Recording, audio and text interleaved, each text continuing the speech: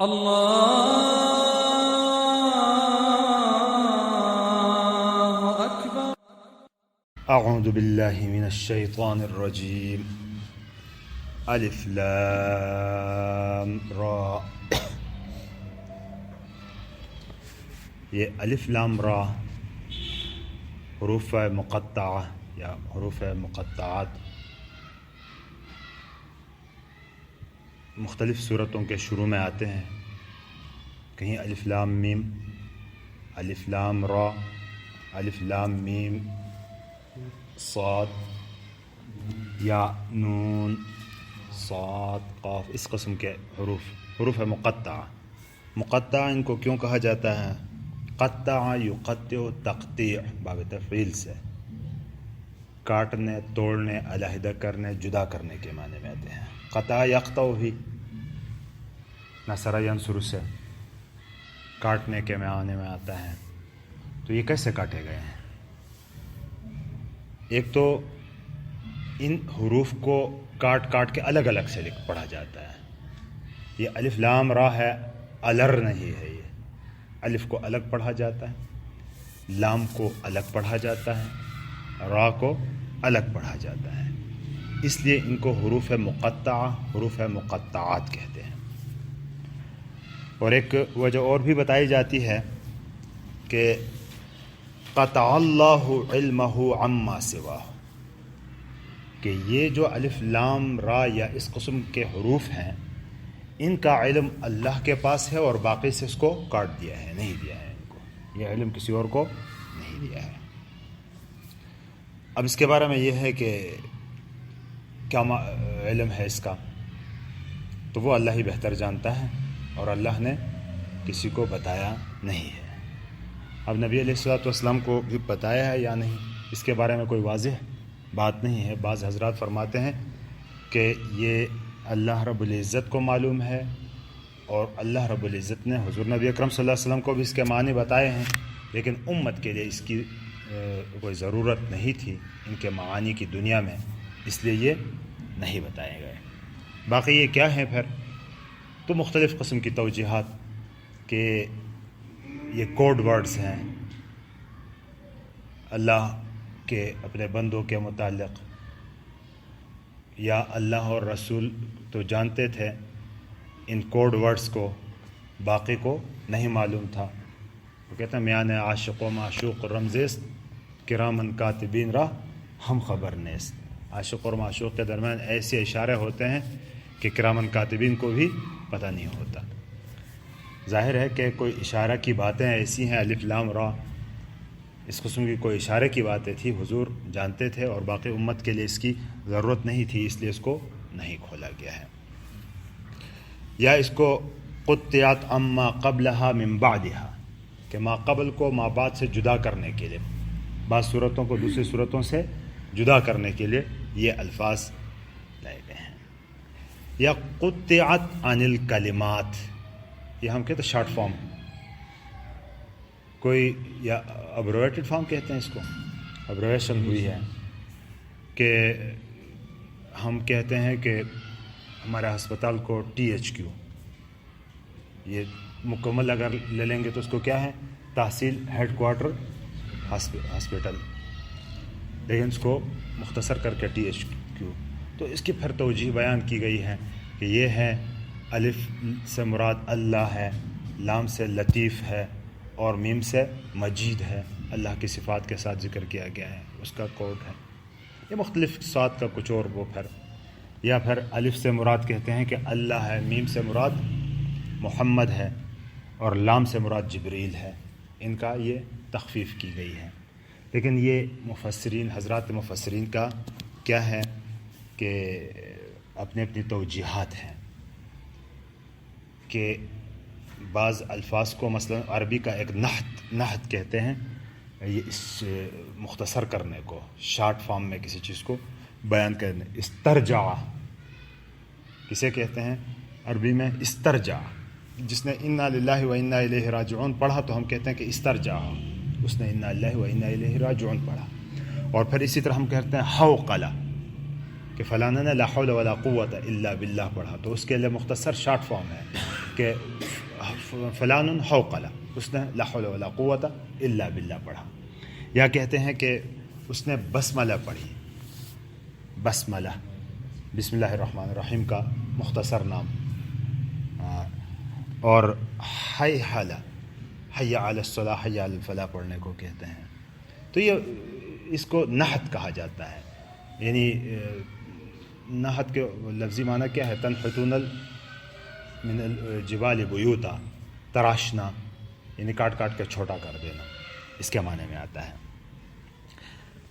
اور زیادہ تر یہ تو توجہ، ہاں ہاں تنحتون من الجبال بیوتا. اور اسی طرح ایک بعض حضرات فرماتے ہیں کہ یہ پرانی عربی کا ایک اسلوب تھا کہ کوئی اہم خط لکھنا یا کوئی ایسی بات لکھتے شروع میں اس قسم کے الفاظ استعمال کرتے تھے، ایک اسلوب تھا. اس لیے صحابہ نے پوچھا بھی نہیں حضور صلی اللہ علیہ وسلم سے کہ ان کے کیا معنی ہیں، یہ پوچھا بھی نہیں. یہ ایک اسلوب تھا، اس اسلوب سے چل رہا ہے.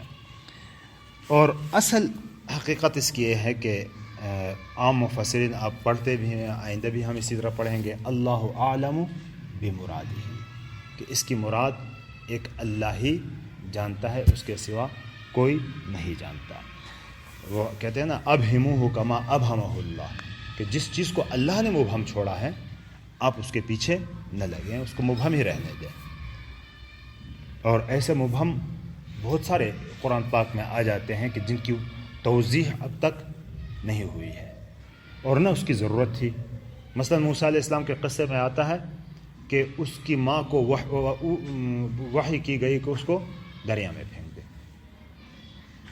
وحی کی گئی موسیٰ کی ماں کو. اب ماں کا نام کیا تھا یہ نہ کہیں حدیثوں میں آتا ہے نہ قرآن میں کہیں آیا، نہ ہمیں معلوم کرنے کی کوئی ضرورت ہے. اور حضرت موسیٰ علیہ السلام کی ماں نے پھر اب موسیٰ کی بہن کو کہا کہ اس کو ڈھونڈو، اقسی، اس کو ڈھونڈو. اب وہ بہن، اس کا نام کیا تھا مبہم ہے. اور اسی طرح اس میں نہ اس کی ضرورت ہے ہمیں معلوم کرنے کی. جس چیز کی ہماری زندگی میں کوئی ایسی شرعی طور پر ضرورت نہ ہو تو وہ بیان کرنے کی کوئی ضرورت بھی نہیں ہے، حاجت بھی نہیں ہوتی. اس میں بہت ساری مثالیں ہیں. اصحاب کہف کے بارے میں قرآن پاک میں آتا ہے، لیکن اصحاب کہف کے نام کیا تھے نہ کہیں حدیث میں آتا ہے ان کا نام اور نہ کہیں قرآن میں کہیں آیا ہے.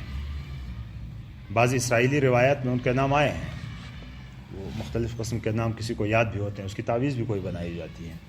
پتہ نہیں وہ کس مقصد کے لیے کہتے ہیں کہ اس کی تعویذ بناؤ تو وہ ہو جاتا ہے، لیکن یہ کوئی قرآن اور حدیث میں ان کا نام نہیں آیا ہے.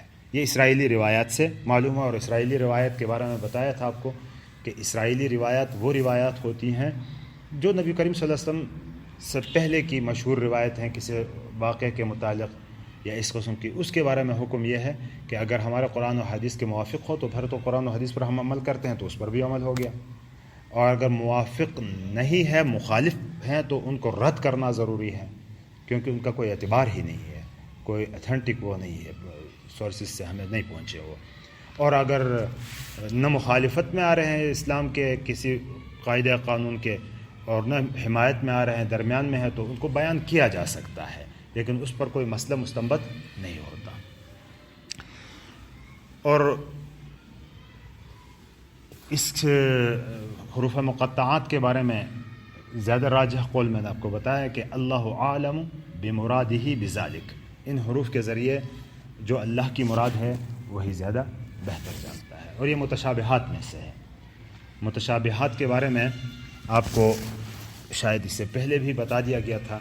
سورہ آل عمران کے شروع میں ان متشابہات کے اس میں آتا ہے هو الذی انزل علیک الکتاب منہ آیات محکمات وہن ام الکتاب واخر متشابہات.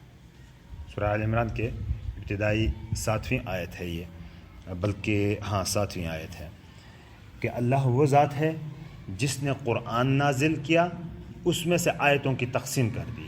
بعض آیتوں کو ام الکتاب کہا گیا. محکمات، محکم وہ آیتیں ہوتی ہیں کہ جس میں جو ہمارے عمل کے مطابق، مکلفین جو مکلف ہیں ہم سب، ہمارے عمل کے مطابق، اعمال کے مطابق ہماری زندگی کے متعلق جو آیتیں ہیں وہ محکم کہلاتی ہیں. مثلا عقائد ہیں، عبادات، معاملات، معاشرت، قضاء، خلافت وغیرہ، یہ ساری چیزیں اس سلسلے میں جتنی بھی آیتیں ہیں وہ واضح ہیں. ہن ام الکتاب کہا، یہی مقصد ہے ہمارا کہ انہی پر عمل کرنا ہے. وَأُخَرُ متشابہات، اور باقی متشابہ ہیں. اور متشابہ کون سی آیتیں ہیں؟ کہ جن کا علم ایک اللہ کے سوا اور کسی کو نہیں ہوتا. اللہ نے مبہم رکھا ہے تو اس لیے ہمیں بھی حکم ہے کہ ان کو مبہم رکھیں.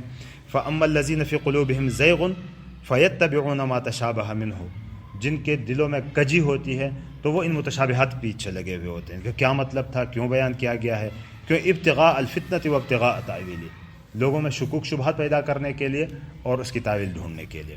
وما يعلم تأویلہ الا اللہ، اور اس کی تعویل تو صرف ایک اللہ ہی جانتا ہے.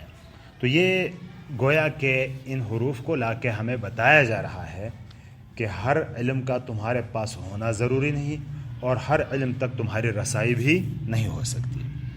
نہ ہر علم تک ہماری رسائی ممکن اور نہ ہونا ضروری ہے. بہت ساری چیزیں اس سے پہلے بھی جیسا کہ میں نے وہ کر دیا کہ بتا دیا تھا آپ کو کہ انسان کے لیے علم اور ادراک کے جو ذرائع ہیں ان میں سے حواس خمسہ ہے، لیکن یہ اپنے حدود کے اندر کام کرتے ہیں. حد سے باہر میں بہت کہوں گا کہ میری نظر بڑی تیز ہے، سب کچھ میں دیکھ سکتا ہوں، لیکن اس دیوار کے پیچھے کیا ہے مجھے نہیں پتا. اسی طرح سامنے ہی دیکھ کے اس پہاڑ کے اوپر کون جا رہا ہے مجھے نہیں پتہ چل رہا ہے، کیونکہ ایک حد، ایک دائرے کے اندر میری نظر کام کرتی ہے، اگرچہ جتنی بھی تیز ہو. اس سے تو میرے کان ٹھیک ہے، میں نہ بہرا ہوں، نہ کانوں میں کوئی مسئلہ ہے، میں سب کچھ سن سکتا ہوں، لیکن یہاں بیٹھا ہوں درمیان بازار میں، کیا باتیں ہو رہی ہیں؟ باتیں تو ہو رہی ہیں، باتوں کا وجود ہے. میں نہیں سنتا تو اس کا مطلب یہ نہیں کہ وہ باتیں بھی نہیں ہو رہی، یا میں نہیں دیکھ رہا تو اس کا مطلب نہیں کہ وہ چیز بھی موجود نہیں ہے. ان سب کا اسی طرح حواس خمسہ کے سارے دیکھیں گے تو ہر ایک کا اپنا اپنا ایک دائرہ ہے، اور اس دائرے سے باہر وہ کام نہیں کرتے. اور اس کے اوپر ایک پھر یہ ہے کہ ہماری عقل ہے کہ بہت ساری چیزیں ہمارے حواس خمسہ کے ذریعے سمجھ میں نہ آئی تو ہم عقل کے ذریعے اس کو سمجھ لیتے ہیں. پھر عقل بھی ایک دائرے میں کام کرتی ہے. ہماری عقل نامحدود نہیں ہے. ہمیں جو علم دیا گیا ہے، جو سمجھنے کی صلاحیت دی گئی ہے، تو وہ صلاحیت محدود ہے، لامحدود نہیں ہے. ہم انسانوں کے اندر ہی دیکھیں کتنا فرق ہوتا ہے عقل کے درمیان. کہ یہاں ابھی مفتی صاحب کتاب پڑھا رہے تھے اس کی عربی کی، تو بعض ساتھیوں کی جلدی سمجھ میں آ گئی، بعض ساتھیوں کی 3-4-5 دفعہ گزرانے کے بعد سمجھ میں آ گئی. عقل میں بھی فرق ہوتا ہے. اسی طرح میں نے مثال دی تھی ریاضی کی. ریاضی کا سوال ہوتا ہے، ایک استاد کے بورڈ میں ایک سوال حل کرتے ہی باقی بچے کچھ ایسے نکل آتے ہیں کہ پوری مشق حل کر دیتے ہیں، لیکن کچھ ایسے ہیں کہ پوری مشق بھی حل کراؤ تو پھر دوسرے دن پوچھو تو ایک سوال بھی نہیں کر سکتے ہو. بڑی کوشش بھی وہ کر رہے ہوتے ہیں. تو عقل کے درمیان ایک عقل تو وہ ہے کہ جس نے کمپیوٹر ایجاد کیا، اور ایک عقل وہ ہے کہ جو بیٹھے 4 مہینے کا کورس کر کے بھی ABCD نہ لکھ سکے. تو عقل میں کے درمیان بھی فرق ہے. تو ہمیں یہ بتایا جا رہا ہے کہ بھائی جو تمہیں علم، عقل، ادراک کے ذرائع دیے ہیں وہ محدود ہیں. کوئی ضروری نہیں کہ آپ ہر علم کے ہر دروازے تک پہنچ سکے. اس لیے اللہ نے ہمیں باور کرانے کے لیے شروع میں یہ حروف استعمال کیے ہیں تاکہ تمہیں پہلے سے پتہ چلے کہ تمہاری عقل اور تمہارا عمل، تمہارا کام محدود ہے.